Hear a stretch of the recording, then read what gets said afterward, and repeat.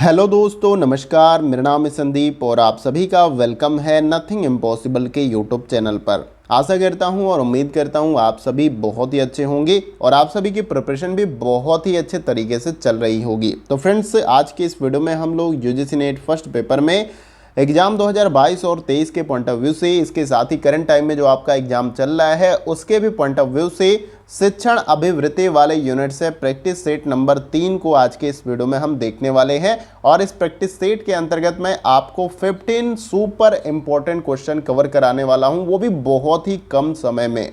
और इसके साथ ही साथ आपको करना क्या है कि सभी क्वेश्चन को आपको प्रैक्टिस सेट की तरह भी अटेम्प्ट करना है। जिस क्वेश्चन का आपको आंसर पता है उसका जवाब आपको कमेंट बॉक्स में देना है। और क्वेश्चन को रीड आउट करने या पढ़ने के लिए लगता है कि आपको पर्याप्त समय नहीं मिल पा रहा है, वीडियो फास्ट वे में चल रहा है, तो वीडियो को पॉज कर लीजिएगा, काफ़ी इत्मीनान से क्वेश्चन को समझिएगा, क्योंकि जब वीडियो को पॉज कर लेंगे तो आपके पास काफ़ी ज़्यादा समय मिल जाएगा। लेकिन ये वीडियो में जितने भी क्वेश्चन है वो सुपर इंपॉर्टेंट है आपके एग्जाम के पॉइंट ऑफ व्यू से, तो एक भी क्वेश्चन आपको ड्रॉप नहीं करना है। और इसके साथ ही साथ इसमें कई सारे ऐसे क्वेश्चन भी मैंने इंक्लूड किए जो ऑलरेडी प्रीवियस ईयर में पूछे जा चुके हैं। और 2021 के सारे क्वेश्चन मैं आपको प्रोवाइड कर रहा हूं। पिछले वाले वीडियो में मैंने रिसर्च एप्टीट्यूड के जो है 10 क्वेश्चन थे 2021 के, उसको मैंने प्रोवाइड किया। और इसके बाद से एक और वीडियो मैं प्रोवाइड करूंगा कम्युनिकेशन वाले यूनिट से, जिसमें 2021 के जितने भी क्वेश्चन कम्युनिकेशन में पूछे गए थे उन सभी को एक जगह मैं करके आपको प्रोवाइड कर दूंगा। जैसा कि आप सभी कमेंट बॉक्स में मुझसे बोल रहे थे कि सर आप जो है 2021 में जो पेपर हुआ है पेपर 1 का, उसके सारे यूनिट के क्वेश्चन हमें प्रोवाइड कर दे। तो धीरे धीरे करके मैं सारे यूनिट के आपको क्वेश्चन प्रोवाइड कर दूं और इससे आपको आइडिया लग जाएगा कि 2021 में किस लेवल का क्वेश्चन पूछा गया था और 2022 में यानी कि अभी जो एग्जाम चल रहा है उसमें किस लेवल के क्वेश्चन आपसे पूछे जा सकते हैं। तो वीडियो को स्टार्टिंग से लेके एंड तक देखिएगा, क्योंकि ये वीडियो आप सभी के लिए काफ़ी ज़्यादा हेल्पफुल होने वाली है। तो चलिए फ्रेंड, वीडियो को स्टार्ट करते हैं। देखिए, सबसे पहले क्वेश्चन में यहाँ पर क्या पूछा जा रहा है, ये अभिकथन और तर्क वाला क्वेश्चन है। ऐसा एक या दो क्वेश्चन आपको यहाँ पर टीचिंग एप्टीट्यूड से देखने को मिल जाएगा और एक मैचिंग वाला क्वेश्चन होता है। ठीक है, ये दो क्वेश्चन जरूर पूछे जाते हैं।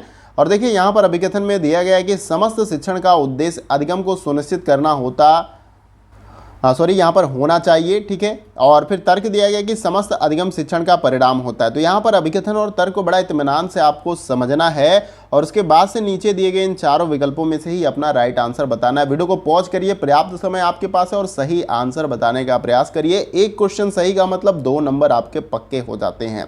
तो आप बहुत अच्छे तरीके से प्रश्नों को अटेम्प्ट करें। देखिए, यहाँ पर इस क्वेश्चन का जो हमारा राइट आंसर हो जाएगा वो है आपका ऑप्शन नंबर सी। यहाँ पर क्या हो जाएगा, राइट आंसर ए सही है, लेकिन यहाँ पर आर आपका क्या हो जाएगा, गलत हो जाएगा। यानी कि अभिकथन सही है लेकिन तर्क क्या है, गलत है। कैसे, देखिए यहाँ पर समस्त शिक्षण का उद्देश्य अधिगम को सुनिश्चित करना होना चाहिए।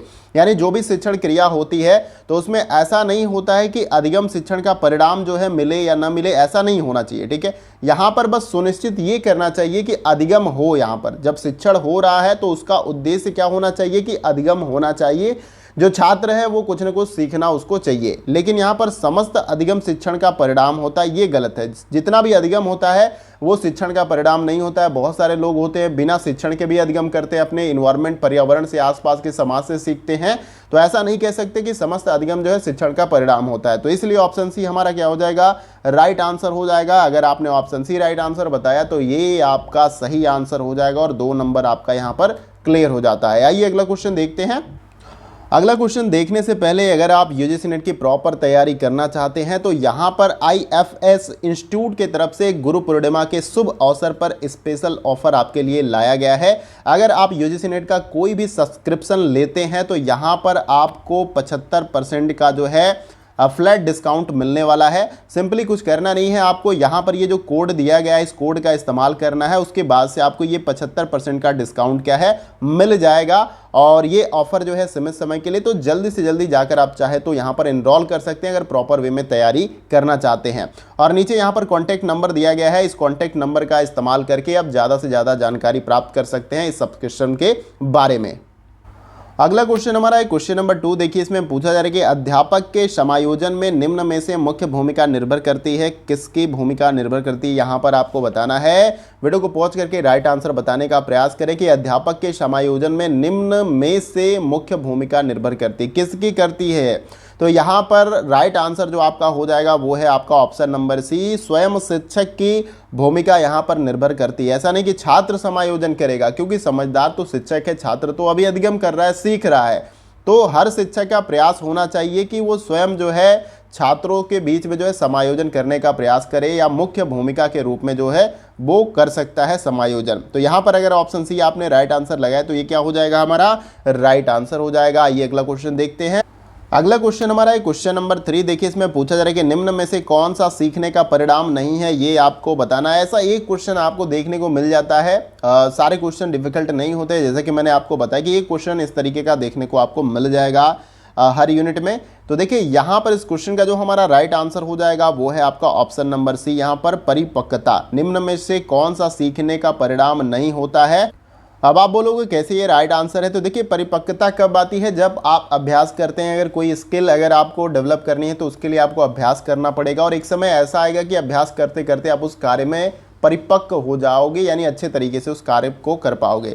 सीखने से आपको ज्ञान में निपुणता मिल सकती है, आपका अभिवृत्ति बढ़ सकता है और आपका ज्ञान बढ़ सकता है, लेकिन परिपक्वता के लिए आपको ज़्यादा से ज़्यादा प्रैक्टिस या अभ्यास की आवश्यकता पड़ती है। तो यहाँ पर सीखने का परिणाम जो है ऑप्शन सी यानी कि परिपक्वता नहीं होगा। तो अगर ऑप्शन सी आपने राइट आंसर लगाया तो 2 नंबर यहाँ पर आपका कन्फर्म हो गया। आइए अगला क्वेश्चन देखते हैं।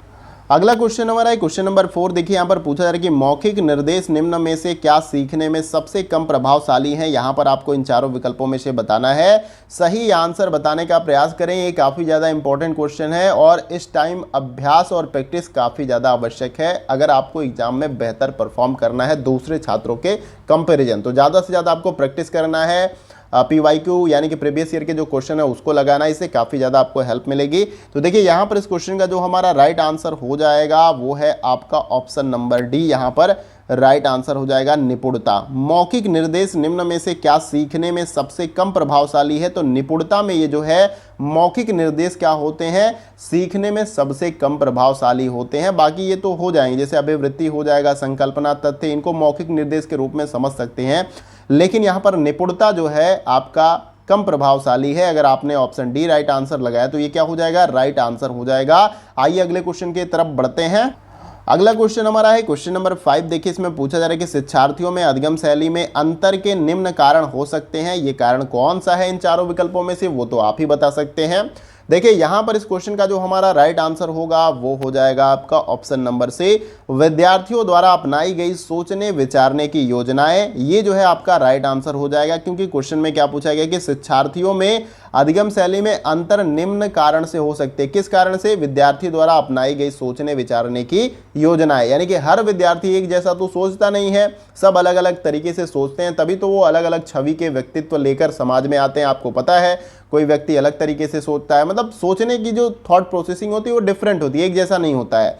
तो यहाँ पर आपका ऑप्शन सी क्या हो जाएगा, वो राइट आंसर हो जाएगा। अगर आपने ऑप्शन सी राइट आंसर लगाया तो ये आपका सही आंसर हो जाएगा और 2 नंबर यहाँ पर। अब ये 2 नंबर मैं बार बार इसलिए बोल रहा हूँ, तो एक क्वेश्चन का 2 नंबर यहाँ पर आपको मिलता है, तो जब भी सही करो तो 2 नंबर आपको मिलेगा। तो इस तरीके से आपका पॉजिटिव कॉन्फिडेंस बनेगा, और पता है कि सब कुछ कॉन्फिडेंस का यहाँ पर खेल है। सब कुछ आते हुए भी एग्जाम में बहुत सारे छात्र क्वेश्चन का रॉन्ग आंसर लगा देते हैं बस कॉन्फिडेंस की वजह से। तो आपको कॉन्फिडेंस बनाए रखना है, थोड़ा सा भी यहाँ पर पैनिक नहीं होना है, सिचुएशन को इजीली हैंडल करना है। कोई क्वेश्चन अगर आपको नहीं हो रहा है तो आप उसे ड्रॉप आउट कर दीजिए, नेक्स्ट क्वेश्चन को सॉल्व करिए, और आप उसी में सारा समय लगा देंगे तो आपका यहाँ पर बाकी जो 4-5 क्वेश्चन एक्स्ट्रा आप सही कह सकते थे वो आता होगा, तो वो आपका समय लॉस होने की वजह से खराब हो जाएगा। तो यहाँ पर आपको ये बात ध्यान देनी है, और पेपर से पहले मैं आपको सारी स्ट्रेटजी बताऊंगा कि कैसे आपको क्वेश्चन को सॉल्व करना है, कम समय में कैसे आप सारे क्वेश्चन को अटेम्प्ट कर सकते हैं। तो यहाँ पर आपका राइट आंसर ऑप्शन सी है। आइए अगला क्वेश्चन देखते हैं। अगला क्वेश्चन हमारा है क्वेश्चन नंबर 6। देखिए इसमें पूछा जा रहा है किसी समूह में सामाजिक व्यवहार के पैटर्न को मापने की तकनीक क्या कहलाती है। इन चारों में से ही आपको बताना है। तो ये जो आपका राइट आंसर हो जाएगा वो है आपका ऑप्शन नंबर ए। इसको जो है समाज मिति कहा जाता है। किसी समूह में सामाजिक व्यवहार अगर कोई छात्र कैसा कर रहा है, उस पैटर्न को कैसे मापा जाता है, वो तकनीक क्या होती है, तो वो समाज मिति होती है। ये आपको याद रखना, ऑप्शन ए यहाँ पर आपका राइट आंसर हो जाएगा। आइए अगला क्वेश्चन देखते हैं। देखिए फास्ट वे में चलेंगे, जल्दी से वीडियो को कंप्लीट करेंगे ताकि आपको ये क्वेश्चन जो है कम समय में मिल सके। आइए नेक्स्ट क्वेश्चन को देखते हैं। अगला क्वेश्चन हमारा है क्वेश्चन नंबर 7। देखिए यहाँ पर पूछा जा रहा है कि शिक्षक का ज्ञान जिसका उसके शिक्षण पर प्रभाव पड़ता है का संबंध इन चारों विकल्पों में से किसके साथ हो सकता है। काफ़ी इंपॉर्टेंट क्वेश्चन है ये, और काफ़ी अच्छा क्वेश्चन इसे कह सकते हैं।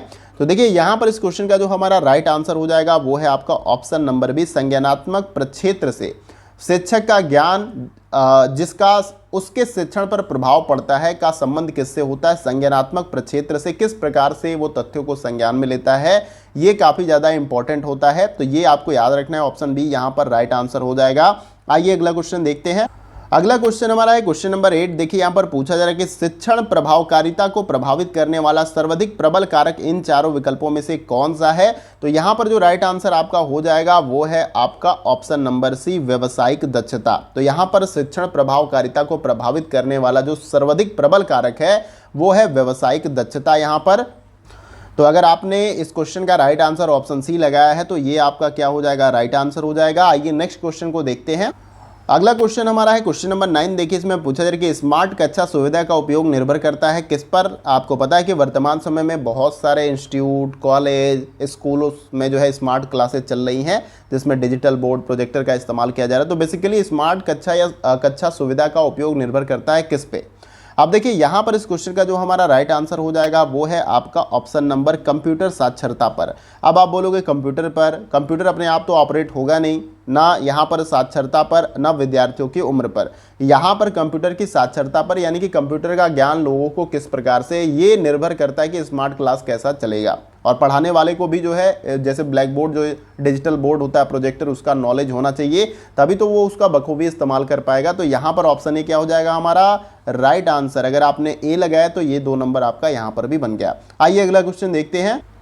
अगला क्वेश्चन हमारा है क्वेश्चन नंबर 10। देखिए इसमें पूछा जा रहा है कि शिक्षक के व्यावसायिकी विकास एवं अधिगम हेतु उपलब्ध संसाधनों के प्रकार में सम्मिलित कौन कौन से यहाँ पर विकल्प हो सकते हैं, ये आपको बताना है। और नीचे ये 4 विकल्प हैं, इसी में से आपको अपना राइट आंसर बताना है। बाकी यहाँ पर ये सारे विकल्प दिए गए हैं। देखिए यहाँ पर इस क्वेश्चन का जो हमारा राइट आंसर हो जाएगा वो है आपका ऑप्शन नंबर सी, जो कि ऊपर यहाँ पर टाइप हो गया है। इसमें आपका व्यावसायिक साहित्य भी है, फिर उसके बाद सहकर्मी भी है, और उसके साथ साथ व्यावसायिक समितियां हैं, और व्यावसायिक विकासात्मक क्रियाकलाप भी आपका हो जाएगा। तो शिक्षक के व्यावसायिक विकास एवं अधिगम हेतु उपलब्ध संसाधनों के प्रकार में ये सारे सम्मिलित है। व्यावसायिक साहित्य होना चाहिए, उसके सहकर्मी होने चाहिए, उसके साथ व्यावसायिक समितियां उसके साथ होनी चाहिए, उपलब्ध होनी चाहिए, और व्यावसायिक विकासात्मक क्रियाकलाप भी जो है उपलब्ध होना चाहिए। तो ये सारे संसाधन आपके सम्मिलित हैं, इसलिए ऑप्शन सी क्या है हमारा राइट आंसर। आइए अगला क्वेश्चन देखते हैं। अगला क्वेश्चन हमारा है क्वेश्चन नंबर 11। देखिए इसमें पूछा जा रहा है निम्नलिखित में से अध्येता की कौन सी विशेषता उसके अधिगम की दक्षता को प्रभावित नहीं करती है, ये आपको इन चारों विकल्पों में से बताना है। बहुत ही सिंपल क्वेश्चन आपको लग रहा है, लेकिन ऐसे भी एक आध क्वेश्चन आपको एग्जाम में देखने को मिल जाते हैं। तो इस क्वेश्चन का जो हमारा राइट आंसर हो जाएगा वो है आपका ऑप्शन नंबर डी, लिंग। निम्नलिखित में से अध्येता यानी जो लर्नर है, जो सीखने वाला है, कौन सी विशेषता यानी इन चारों विकल्पों में से उसके अधिगम की दक्षता को प्रभावित नहीं करती है। अब लिंग का मतलब वो फीमेल है या बॉय, फीमेल का मतलब फिर उसके बाद बॉयज है, लड़का या लड़की, तो ये जो है मैटर नहीं करता कि उसकी अधिगम की दक्षता कैसी होगी, ये प्रभावित नहीं कर सकता। बाकी मानसिक परिपक्वता क्या है ये प्रभावित कर सकता है, रुचि कैसी है ये भी प्रभावित करेगा, और अभिवृत्ति कैसा है ये भी प्रभावित करेगा। लेकिन लिंग जो है यहाँ पर अधिगम की दक्षता को प्रभावित नहीं करता है, आप इसे याद रखिएगा। ऑप्शन डी क्या हो जाएगा हमारा राइट आंसर। आइए अगला क्वेश्चन देखते हैं। अगला क्वेश्चन हमारा है क्वेश्चन नंबर 12। देखिए इसमें पूछा जा रहा है निम्नलिखित में से किस शिक्षण विधि में शिक्षार्थियों की भागीदारी को इष्टतम तथा पहलकारी बनाया जाता है। ये भी काफ़ी इंपॉर्टेंट क्वेश्चन है, ये प्रीवियस ईयर में क्वेश्चन ऑलरेडी पूछा जा चुका है, तो वीडियो को पॉज करके इसका राइट आंसर आप बता सकते हैं। देखिए यहाँ पर इस क्वेश्चन का जो हमारा राइट आंसर हो जाएगा वो है आपका ऑप्शन नंबर डी, परियोजना विधि।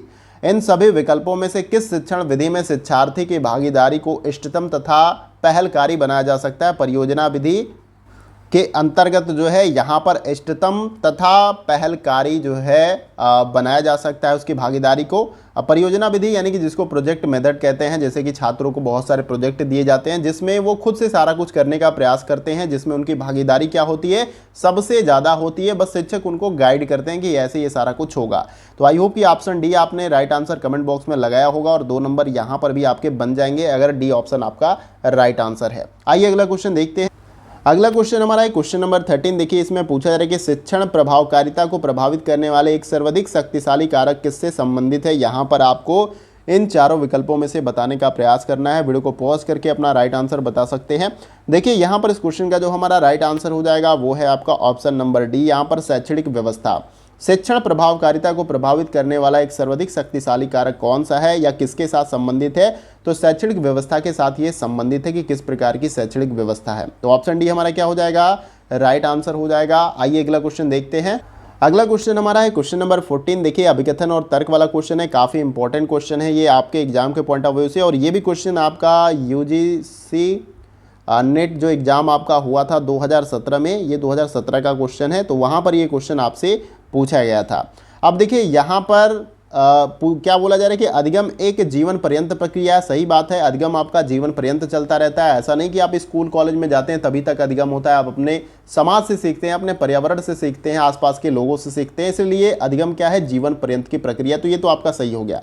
अधिगम के उपयोग होने के लिए इसे जीवन प्रक्रमों से जोड़ा जाना चाहिए, तो ये भी आपका पूरी तरीके से सही है। यानी अधिगम जब भी करते हैं आप या स्कूल में पढ़ाया जाता है आपको, तो आपके जीवन से जो आसपास का परिवेश है उससे जोड़कर जो है पढ़ाने से काफ़ी ज़्यादा अधिगम आपका इफेक्टिवनेस होगा। तो यहाँ पर तर्क भी आपका क्या हो जाएगा, सही हो जाएगा। तो इन चारों विकल्पों में से आपका राइट आंसर क्या बन जाएगा, ऑप्शन नंबर ए बन जाएगा। ए और आर दोनों सही है और आर ए की सही व्याख्या यहाँ पर हो जाएगी। तो ऑप्शन ए अगर राइट आंसर आपने लगाया तो ये आपका सही आंसर हो जाएगा। आइए अगला क्वेश्चन देखते हैं।